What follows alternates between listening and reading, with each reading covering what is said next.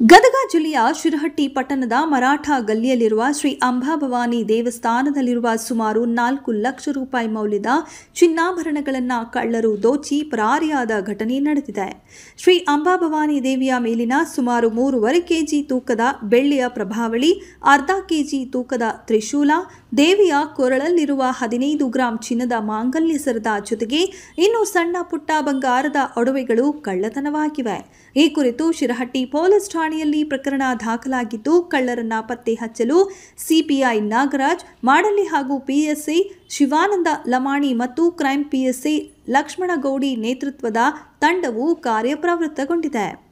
ಘಟನೆಯ ಸ್ಥಳಕ್ಕೆ ಈಗಾಗಲೇ ಶ್ವಾನದಳ, ಬೆರಳಚ್ಚು ತಜ್ಞರು, ಕ್ರೈಂ ಟೀಮ್ ಆಗಮಿಸಿದ್ದು ಕಳ್ಳರನ್ನ ಪತ್ತೆ ಹಚ್ಚುವ ಕಾರ್ಯದಲ್ಲಿ ತೊಡಗಿಕೊಂಡಿದ್ದಾರೆ.